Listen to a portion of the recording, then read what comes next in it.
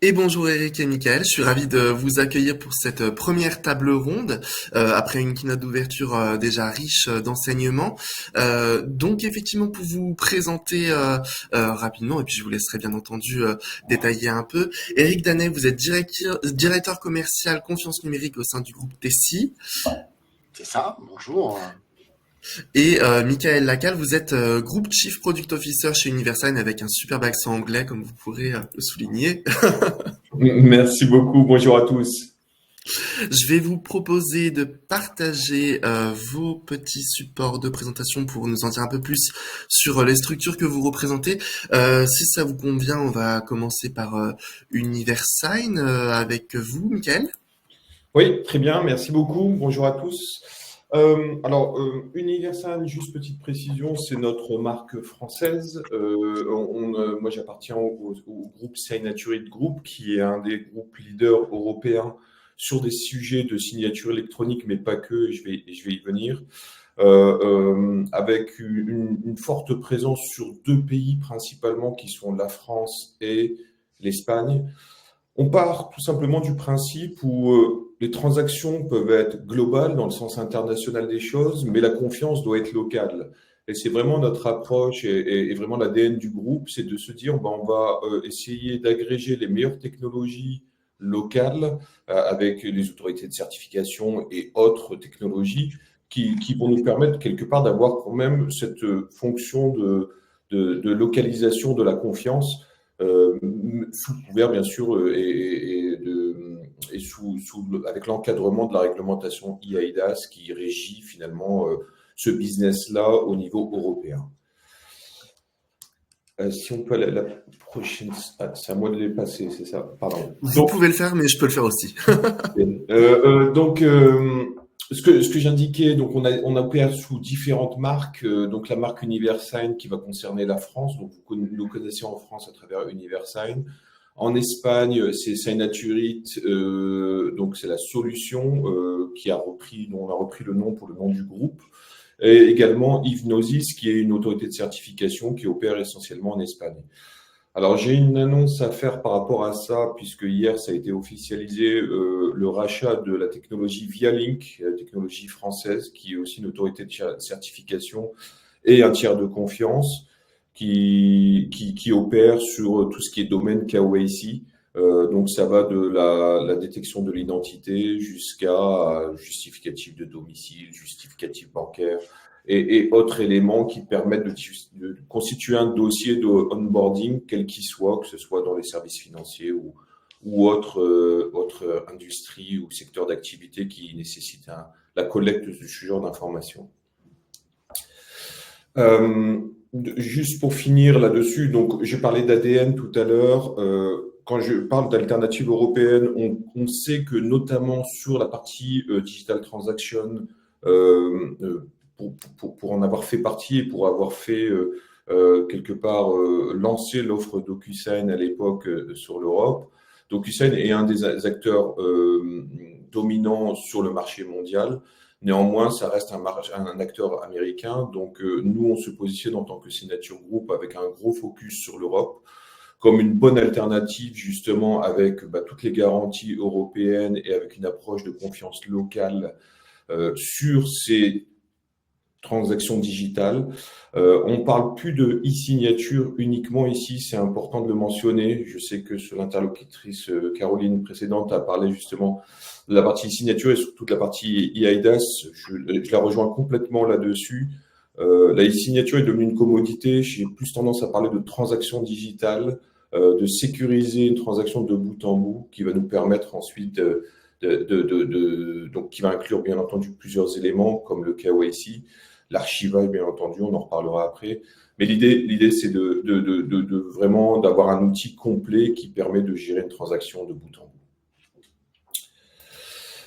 Voilà, quelques clients, quelques références, alors essentiellement européennes, mais ce qui est le message important, c'est qu'on est un acteur qui est capable d'accompagner maintenant sur plusieurs pays, majoritairement en Europe, avec une approche vraiment comme je l'indiquais, de confiance locale, qui est importante parce que c'est, même si encore une fois on a un cadre légal qui est commun, la réalité marché est tout autre. Je vous en dirai plus, mais cette notion de confiance locale est très, très importante. Je passe la main à Eric, du coup. Merci. Et je projette. Merci, Tac. Michael. Et voilà. Donc bonjour à tous. Donc, moi, j'ai le plaisir aujourd'hui de représenter Certinia, qui est donc la marque de confiance du groupe Tessi. Pour ceux qui ne connaîtraient pas le groupe Tessi ou ceux qui le connaissent mais qui le connaissent mal, donc c'est un groupe là de présence internationale spécialisé dans tout ce qui est la digitalisation et l'externalisation des processus métiers, donc qui existe depuis maintenant 53 ans. Donc là, c'est un groupe très important, 13 000 collaborateurs dans le monde, plus de 500 millions d'euros de chiffre d'affaires, donc essentiellement du BPO, mais depuis ces dernières années, un groupe qui a décidé de concentrer ses ressources liées au numérique et à la digitalisation et à en faire une entité spécifique qui s'appelle Innovation and Trust. Voilà, pour ceux qui ont peut-être déjà entendu parler de ce nom, qui s'appelle Innovation and Trust, qui est vraiment la partie purement numérique de Tessi. Et donc Certinia, qui est la marque de confiance. Nous avons une vision sur la partie confiance numérique qui est effectivement de fournir une plateforme complète, à la fois basée sur des purs services de confiance, mais évidemment aussi avec la capacité d'agréger des services du groupe et donc à proposer des solutions globales pour des acteurs majeurs qui évidemment prennent en compte tous les services de confiance. On va en reparler. On parle évidemment de vérification d'identité, puisque aujourd'hui c'est absolument indispensable et c'est un des sujets du jour. De la vérification aussi de tout type d'identité pour faire du KYC de personnes physiques, de personnes morales, de traiter tout type en fait de documents qui peuvent être des documents entrants et fournis par nos clients. Ça va aussi sur toute la partie, bien sûr, signature électronique. On a déjà commencé à en parler. Et effectivement, là où je rejoins Michael, c'est qu'aujourd'hui, oublions un peu la partie purement signature. Parlons plutôt effectivement transactions. Il faut qu'on soit en mesure de traiter les transactions de bout en bout avec tout type de signature. Voilà, aujourd'hui, on a du RGS en France, on a de l'IDAS, on a d'autres choses comme ça. Donc, c'est important de pouvoir tout traiter dans des parcours complets. On a aussi des solutions spécifiques sur la gestion de l'identité et évidemment avec des visions très importantes sur le fameux wallet d'IDAS V2. Et puis on ajoutera toute la partie service de confiance, parce que nous, aujourd'hui, IDAS propose une gamme de services de confiance sur lesquels on peut se faire qualifier. Et donc, c'est vrai que nous, on se positionne sur l'émission des certificats, le redatage, mais tout ce qui va être aussi l'archivage électronique à valeur probatoire, la lettre recommandée électronique, etc. En quelques mots, aujourd'hui, donc on est un ensemble d'experts sur la confiance numérique. On a 6 data centers jusqu'au Secnum Cloud, dont on propose des services très haute disponibilité en Europe, 25 000 clients, on fait 150 millions de signatures, on a fait tout ce qui était certificat numérique Covid, vous avez tous vu les petits QR codes pour authentifier les services Covid.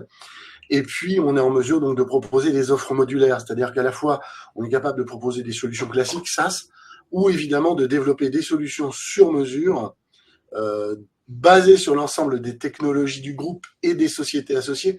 Parce qu'on a au sein d'Innovation and Trust 80 entreprises qui travaillent avec nous au quotidien, spécialisées dans un ensemble de services, et elles nous proposent aussi des offres que l'on peut intégrer et proposer à nos clients avec des solutions sur mesure. Et c'est ça qui intéresse aujourd'hui l'ensemble de nos clients. Voilà en quelques mots la présentation de Certinia au sein du groupe Tessi. Merci à tous les deux. On va pouvoir se lancer tranquillement dans cette table ronde. J'invite d'ailleurs nos participants, s'ils ont des questions, à nous les envoyer dans le chat pour qu'on en prenne connaissance et que je puisse vous les poser durant cette session également. Et je rappelle par la même occasion que cette session est enregistrée et le replay sera envoyé aux participants, bien entendu.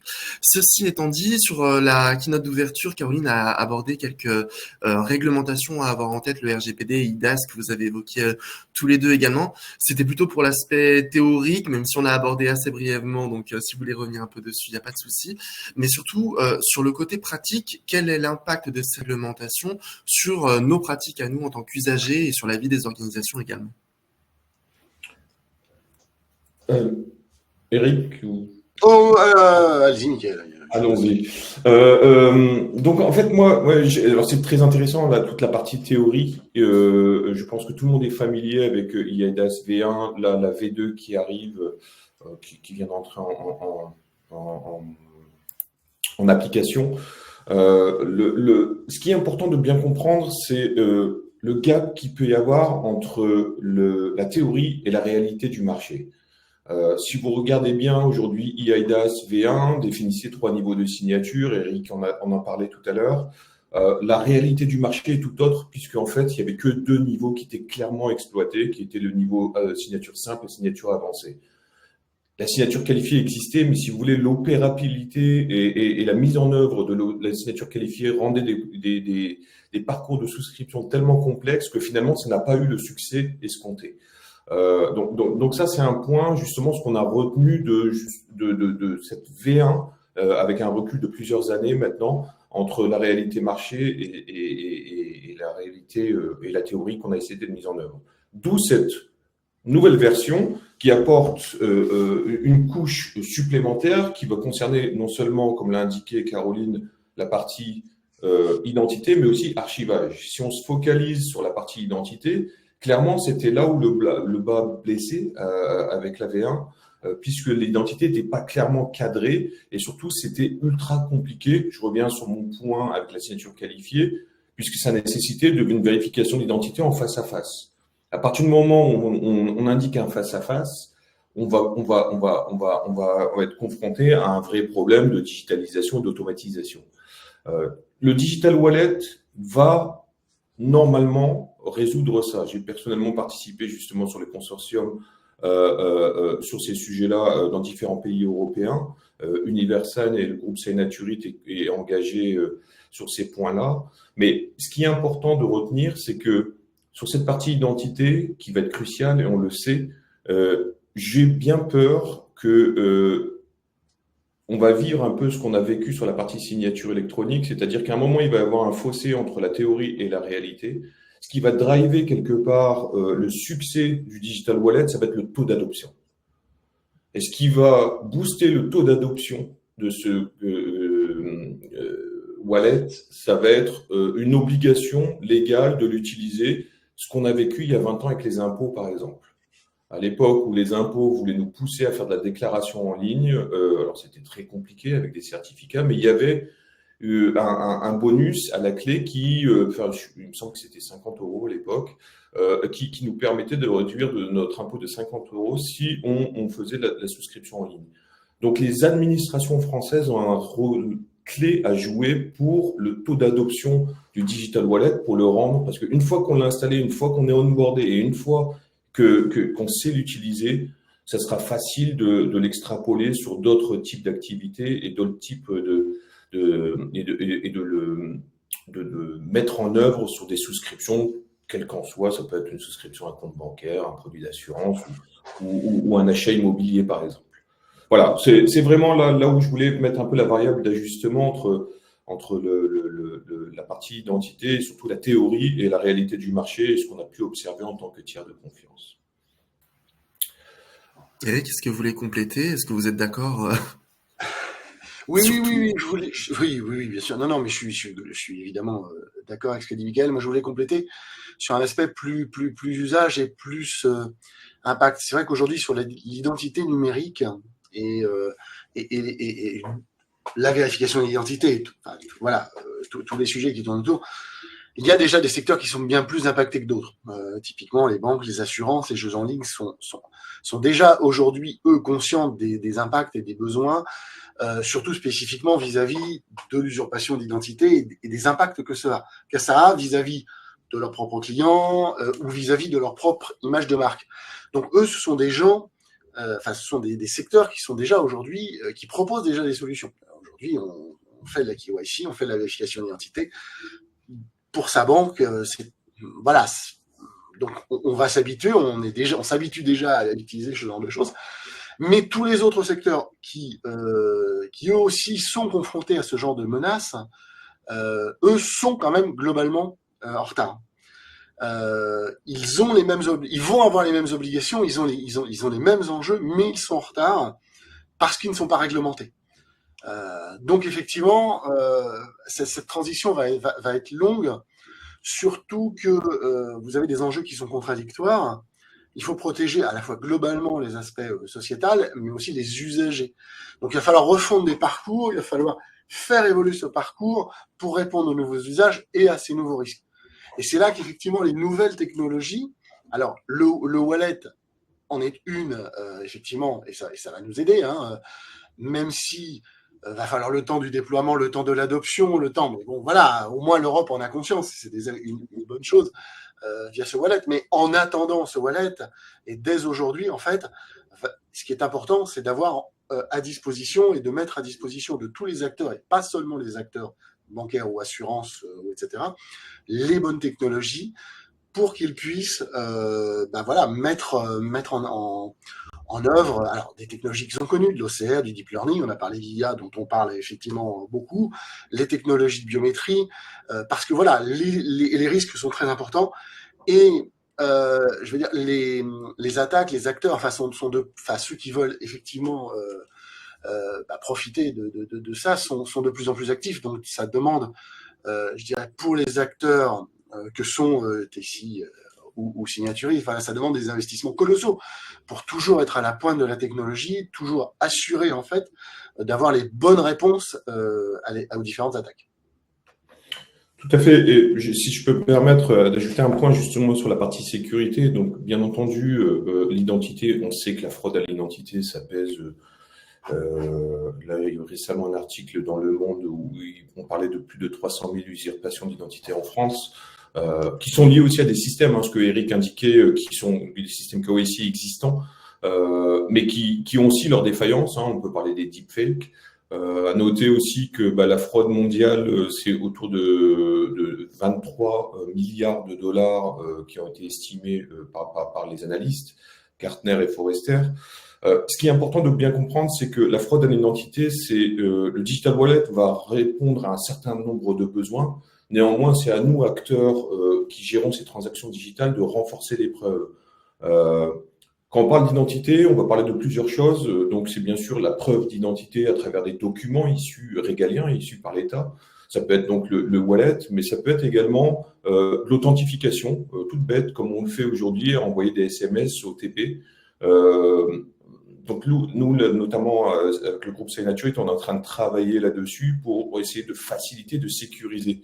Le but, c'est aussi de pouvoir, sur une interaction à distance avec un end-user, un souscripteur, de pouvoir avoir des liens complètement sécurisés depuis son terminal, le terminal qu'il utilise, quel qu'il soit, que ce soit son laptop ou son téléphone mobile, et sécuriser la relation jusque à la partie souscription, donc la preuve d'identité, la collecte de documents et bien entendu la signature électronique du dit contrat. C'est cette dimension-là de sécurité qu'il faut prendre en compte au sens large. On sait que le e-wallet va résoudre un certain nombre de problématiques autour de ça, mais il ne va pas tout résoudre. Et en tant qu'acteur tiers de confiance, on se doit de quelque part répondre à ça, qui est une vraie problématique marché aujourd'hui. Merci à tous les deux pour votre point de vue. Un point sur lequel je voulais qu'on revienne et qu'on a beaucoup abordé en préparant cette table ronde, c'était justement que généralement on part du principe que le point culminant de la relation client, usager ou citoyen, c'est l'onboarding. Mais finalement, en vous écoutant, j'entends qu'il y a aussi des phases en amont auxquelles il faut prêter une attention particulière. Comment on peut justement assurer leur sécurité au niveau de ces différentes phases? Eric, vous mentionniez justement le KYC. Vous y avez fait allusion. Oui. Alors, donc la KYC, qui est essentiellement issue de la réglementation financière, ce qu'on disait, c'est ces secteurs-là qui ont permis donc de sécuriser cet onboarding avec un certain nombre de choses et d'étapes. Enfin voilà, mais tout le challenge aujourd'hui de cette KYC, c'est onboarder les clients sans alourdir en fait le parcours, parce que l'interface aujourd'hui utilisateur, est importante par rapport au taux de conversion. Donc, il faut vraiment arriver à aligner la sécurité, mais pas au détriment, l'expérience utilisateur et pas au détriment du taux de conversion. Ça, il y a plusieurs étapes en fait dans le parcours d'onboarding. Va y avoir déjà la notion déjà de je capture les documents et je m'assure de les qualifier, d'en extraire les données, etc. Et de vérifier ces données. Donc ça, c'est la partie purement document. Comment je m'assure que ce document est authentique, que les données sont correctes et que je peux aller vérifier sur des bases de données en plus que les données sont bonnes. Ça, c'est la première partie. Les étapes suivantes, la deuxième partie, il va y avoir toute la partie lutte contre la fraude en tant que telle et conformité. Donc, j'ai les documents, j'ai capturé les documents, mais j'ai capturé les données, mais je veux m'assurer que ce sont des vrais documents, qui n'ont pas été des copies, qui n'ont pas été, etc. Donc là, c'est la deuxième parcours. Donc je vais aller, et ça, ce sont des technologies qui sont extrêmement complexes, surtout si on veut gérer une énorme quantité de documents. Hein. On doit gérer plus de 1100 types de documents différents. Donc, enfin voilà, c'est très vaste pour assurer donc cette conformité des données et de lutte contre la fraude. Et ensuite, on peut ajouter une étape biométrique qui va permettre là aussi parce que c'est pas tout que de présenter un document qui en plus peut être vrai, il peut juste simplement avoir été volé. Et puis, Michael l'évoquait tout à l'heure, ce qui est important aussi, c'est tout cet aspect preuve, traçabilité, etc. Que l'on doit apporter. Mais tout ça, en fait, ne suffit pas parce que ça, c'est juste une partie. Vous avez toute une partie aussi qui a comme vocation de ce qu'on appelle d'endiguer la fraude hémorragique. Parce que vous pouvez avoir des documents qui ont été volés, et ces documents volés, donc, alors il faut s'assurer qu'ils n'ont pas été volés. C'est un vrai travail avec les bases de données ANTS, mais il faut s'assurer qu'ils ne puissent pas être utilisés en masse en quelques minutes pour faire des milliers de transactions. Donc ça, c'est très important. Et puis vous avez aussi tous les aspects liés au blanchiment d'argent, des choses comme ça. Mais là, on ne parle juste que de la partie pièce d'identité, mais c'est pas suffisant. Parce que dans un dossier d'identité, c'est pas toujours l'identité qui peut être frauduleuse. Il suffit de prendre la location, par exemple, pour se dire que ça peut être les fiches de paye, les documents d'assurance vie, par exemple, ça peut être les RIB pour les C2E, ça peut aussi avoir d'autres documents. Donc, il n'y a pas que la pièce d'identité, il y a aussi tous les autres documents. Et il est important, en fait, d'avoir des solutions qui permettent de couvrir l'ensemble de ces documents, l'ensemble de la chaîne de valeur, et pas simplement la partie d'identité, pièce d'identité, même si elle est importante. Oui, je rejoins Eric sur ce point-là. Hein. Le KYC, c'est bien plus large que l'identité. L'idée aussi, c'est de garantir l'authenticité de ces dits documents, hein, anti-fraude. L'approche peut être à géométrie variable. Alors, bien entendu qu'il faut toujours balancer le bon niveau de sécurité avec une dimension business qui va permettre d'avoir des bons taux de transformation. Néanmoins, il y a différentes façons de collecter ces documents. Alors, c'est là où on voit la richesse de l'Europe et la diversité qu'on peut avoir selon différents pays. En France, on a plutôt usage de uploader. Je transmets mon justificatif d'adresse, je transmets ma fiche d'imposition parce que je souscris à un crédit ou autre. Je transmets ma pièce d'identité ou je la scanne. En Espagne, par exemple, on va avoir une approche différente. On va demander, finalement, on va s'authentifier à la place du client sur son espace facture d'électricité, par exemple, où on va aller l'extraire directement. Donc, c'est comme ça qu'on va garantir qu'elle est authentique puisqu'on a été la chercher nous-mêmes, avec bien entendu le consentement de la personne. Ce qu'on peut faire aussi sur des relevés bancaires, c'est de l'open banking. Donc, on va aller consulter et extraire des relevés de compte directement depuis le compte. Encore une fois, toujours avec le consentement. Tout le monde n'est pas d'accord pour faire ça et confier ça. Mais il y a différentes méthodologies pour adresser ça. Ça, c'est une dimension. Et pour l'autre dimension, c'est encore une fois, je reviens sur le côté sécurisé. Comment on va sécuriser une transaction? C'est aussi en capturant des données biométriques et de comportementales sur lesquelles on va faire tourner un moteur de risque analytique à terme pour pouvoir définir un score et adapter le workflow en fonction de ça. Je m'explique. Si j'ai une utilisation anormale de mon téléphone au moment de la souscription, il faut que moi, acteur tiers de confiance, je sois capable de détecter ça et de lancer une alerte et potentiellement rajouter une couche de sécurité si besoin est. Et c'est là où vraiment la dimension de parcours de souscription prend tout son sens. Bien entendu, on a la réglementation européenne, on en a parlé tout à l'heure, qui cadre un petit peu comment on doit opérer l'identité, comment on doit opérer la signature électronique, mais elle ne cadre pas l'ensemble de KYC, comme l'a indiqué Eric, qui est bien plus large que juste l'identité. Donc c'est là où nous, acteurs de confiance, on doit apporter de la valeur par rapport à ça. Et bien entendu, toute cette valeur, toute cette sécurisation de la transaction doit être retranscrite à travers un fichier de preuve qu'on viendra opposer, parce que finalement, nos clients, aujourd'hui, le plus gros risque auquel ils sont exposés, c'est le risque systémique. C'est-à-dire qu'il y ait un cas qui fasse effet de boule de neige et qui fasse tomber tout leur business. Donc, à nous aussi d'offrir des garanties de preuve pour qu'un litige soit, qu'on sache prouver exactement ce qui s'est passé lors d'une transaction.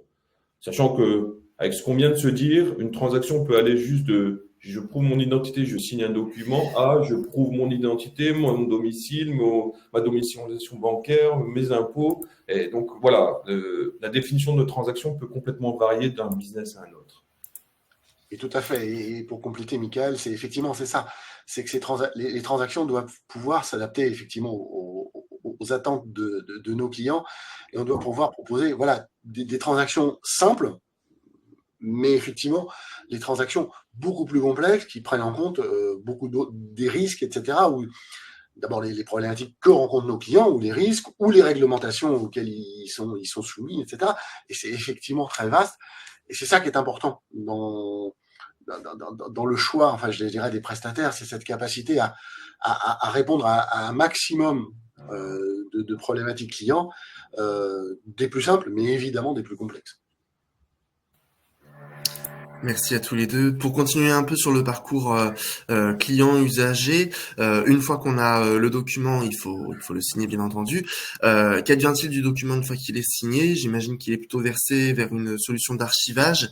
Auquel cas, comment garantir l'authenticité du document signé grâce à l'archivage? Alors, sur la partie archivage, c'est sûr que la réglementation eIDAS, on revient sur la théorie, apporte vraiment beaucoup plus et axe beaucoup plus de détails sur comment doit être archivé un document.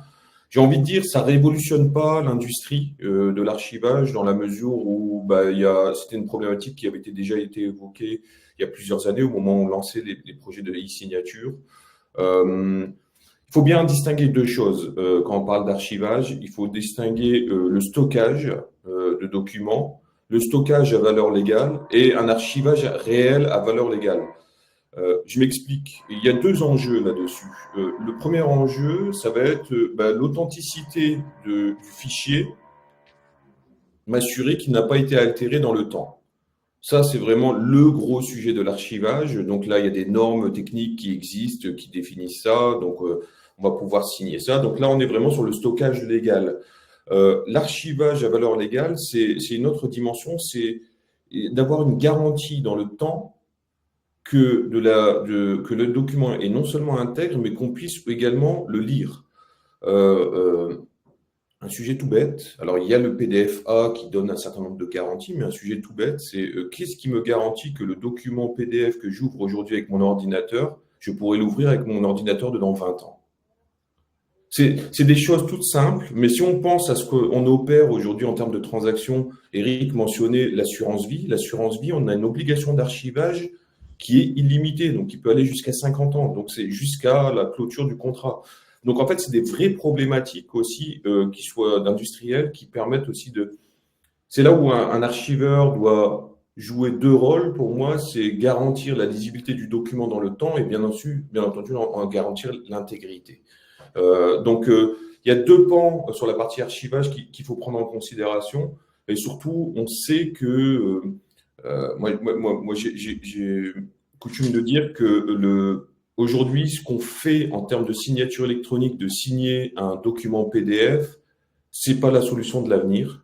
Je suis pas convaincu que aujourd'hui, la digitalisation, en transformant un papier en PDF et en affichant sur un écran, on appelle ça réellement de la digitalisation. Je pense que les modèles du futur seront tout autres.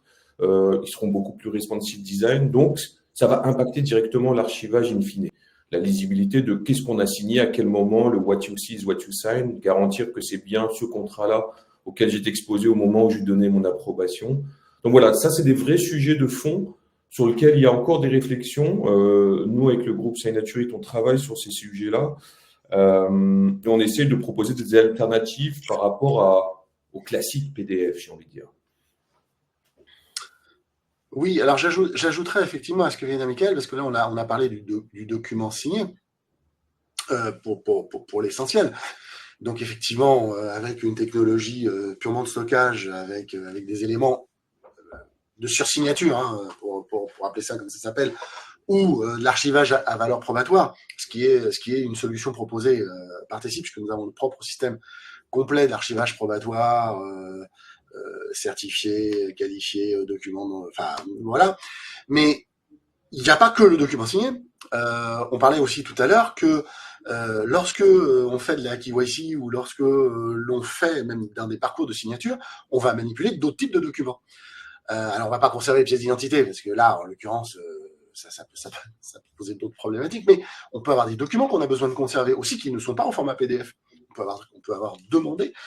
Et donc ces documents-là, en fait, qui ne sont pas signés, il faut que des établissements bancaires, des choses comme ça, puissent les conserver dans un système, garantir leur sécurité, garantir leur accès, garantir leur pérennité. Est-ce que c'était bien ce document-là qu'avait fourni le client à ce moment-là, au moment de la signature, et alors que ce document n'a pas été potentiellement signé. Donc voilà, c'est vrai que au-delà de la conservation, là je rejoins Michael, je pense qu'il y aura des vrais changements dans le futur. On a quand même la chance d'avoir le PDF maintenant depuis quelques années, qui a réglé beaucoup de problèmes qu'on avait avant, mais forcément le futur va changer, et on ne sait pas ce qui va se passer dans 20, 30, 40 ans. Ça, c'est une évidence.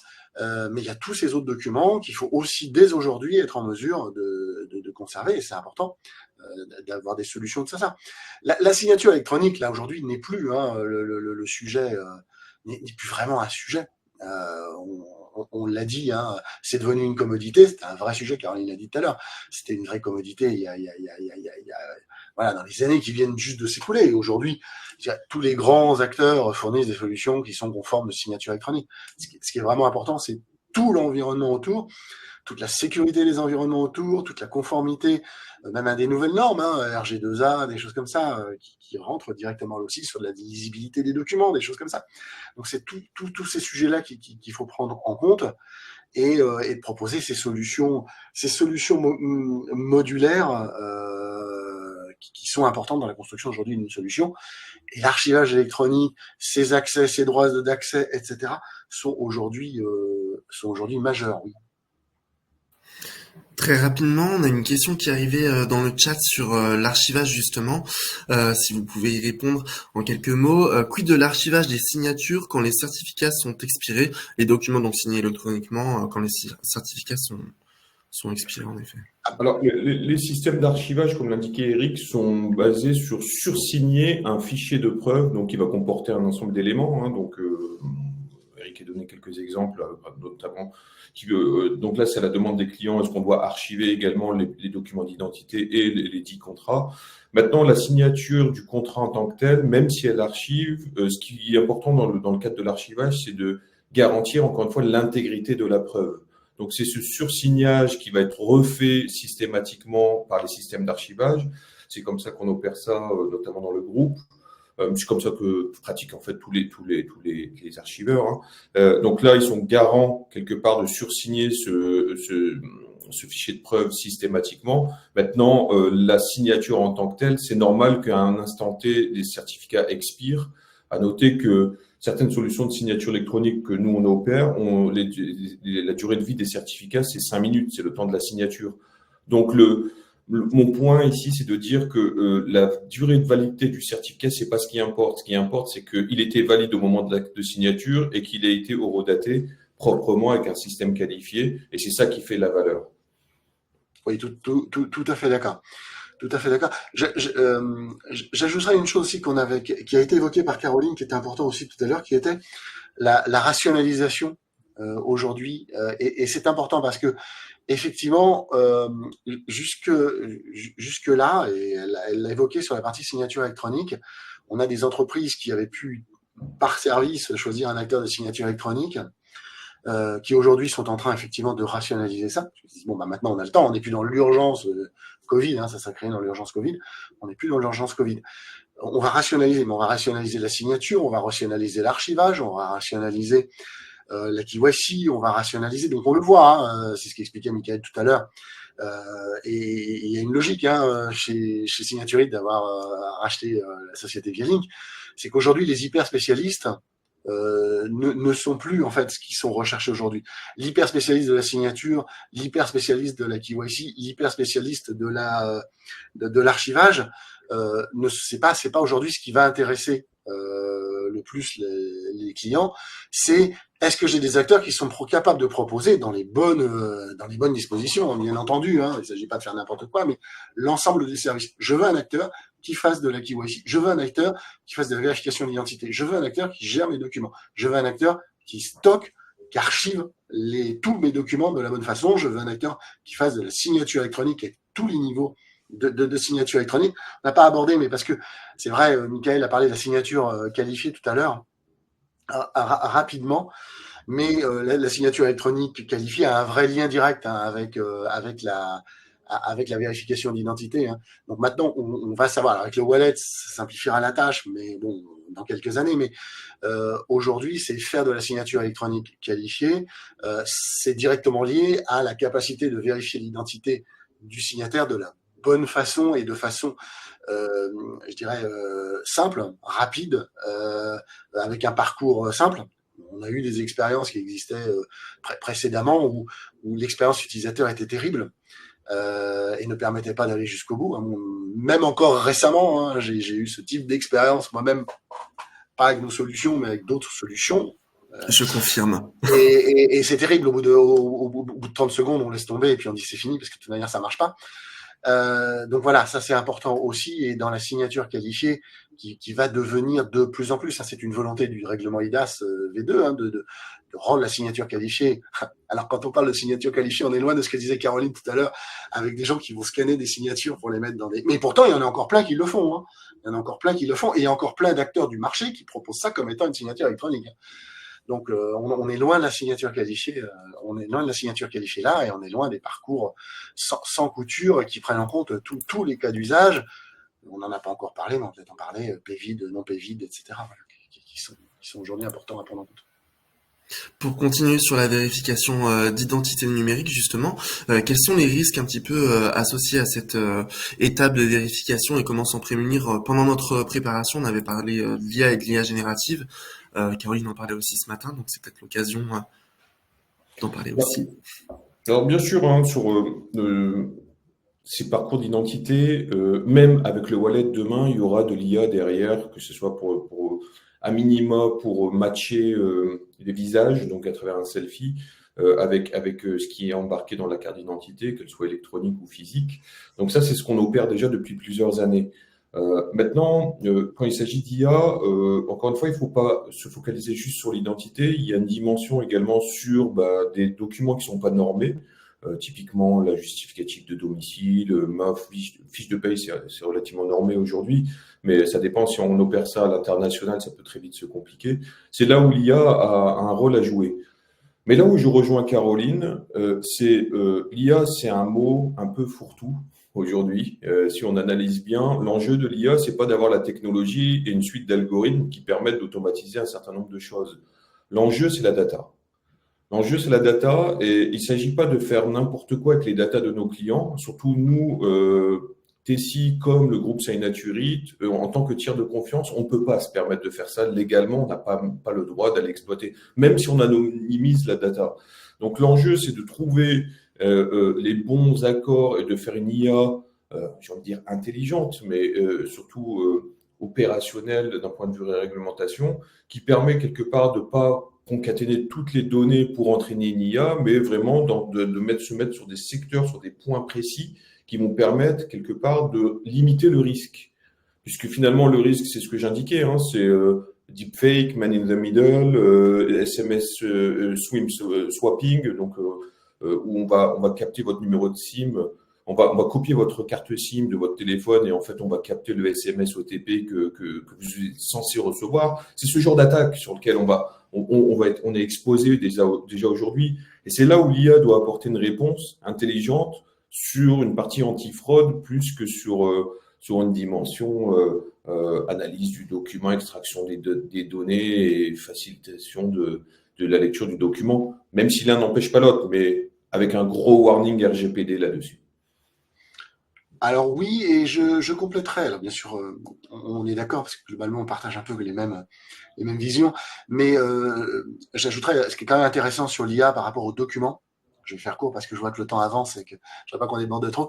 Ce qui est intéressant sur la lecture, et moi j'ai vu parce qu'on a intégré justement l'IA générative dans nos solutions de vérification des documents, et ce qui est vraiment fabuleux, moi j'ai vu des démos aussi, il y a des clients des prospects qui sont intéressés, on leur fera, c'est vous fournissez un document quelconque, vous questionnez en disant je voudrais extraire de ce document le montant du crédit, et même si le document n'est pas connu, automatiquement il a l'intelligence justement d'aller chercher le montant du crédit, même si le document n'est pas structuré et même si on ne sait pas ce que c'est comme document, et là ça a une vraie valeur et là ça apporte vraiment quelque chose, ça fonctionne bien. Je l'ai vu récemment puisque c'est une version d'un produit qu'on a sorti il y a maintenant 1 mois et demi, 2 mois. Et là, voilà, il y a une valeur parce que on peut fournir n'importe quoi en entrée et obtenir une information et questionner le document, et c'est très bien. Peut-être très rapidement, puisque vous avez raison Eric, on est censé finir incessamment sous peu, on va peut-être déborder un tout petit peu. Est-ce que vous auriez l'un et l'autre un cas d'usage très rapide à partager en matière justement d'identité numérique, de confiance numérique de manière plus générale? Peut-être qu'on peut rester avec vous Eric dans un premier temps si ça vous va. Oui, alors je vais prendre juste un exemple de ce qu'on traite aujourd'hui et qui est intéressant. On travaille avec Sésame Vital pour la future application Carte Vitale, donc qui a commencé à être déployée. Et donc on propose sur cette plateforme toutes les solutions pour authentifier en fait les assurés pour utiliser enfin pour s'inscrire et pour utiliser cette carte Vitale. Donc c'est un projet qui a démarré depuis quelques années, qui a été mis en déploiement là sur 8 départements. La généralisation est prévue encore en 2024. Il y a encore un certain nombre d'éléments à régler, pas spécialement sur la vérification d'identité, mais sur globalement le parcours, l'usage, etc. Et là, pour vous donner un exemple, là, c'est prévu de faire environ 15 millions de vérification d'identité jusqu'en 2028. Donc c'est un sujet en plus crucial. On est dans la santé. On a déjà parlé de santé, on a déjà parlé de fraude, la fraude de la santé. Donc on est vraiment dans le cœur de ces sujets-là. Et donc voilà, ce sont des sujets où on capture la vidéo, on vérifie la preuve de vie. On a tous les problématiques possibles liées en fait à la vérification d'identité et à la fraude pour fournir un service qui est quand même là essentiel puisque c'est quand même la carte vitale. Je dirais pas plus loin pour pas perdre trop de temps et laisser Michael aussi le soin de présenter un cas. Rapidement, alors moi je vais pas citer de marque ici, mais je vais essayer de être un peu original sur ce sujet-là. Je vais pas, par rapport à ce que vous connaissez déjà, notamment des KYC bancaires, d'ouverture de compte complètement dématérialisés, automatisés en ligne. J'ai envie de vous parler de ce qu'on fait, notamment dans le secteur immobilier en Espagne. Alors c'est un secteur qui est assez particulier puisque il faut récupérer des actes notariés, et ça rejoint ce que disait Eric avec des technologies IA qui permettent d'aller chercher, par exemple, une preuve de propriété et extraire automatiquement depuis un acte notarié qui, pour le coup, n'est pas du tout structuré, puisque chaque notaire a sa façon de rédiger ça. Et on opère ça pour des syndicats des copropriétés, puisqu'à un moment, il faut démontrer qu'on est propriétaire du lot pour pouvoir ensuite accéder. Alors c'est là où on a tout un mécanisme non seulement d'identité, mais aussi d'extraction avec multiples documents non structurés qui nous permettent de générer un certificat d'authentification qui permet ensuite aux propriétaires d'accéder à la copropriété, à signer les documents automatiquement, ce genre de choses. Ce modèle-là, alors très espagnol, mais qui est très intéressant, on pourrait très bien l'opérer légèrement en l'adaptant sur un modèle français.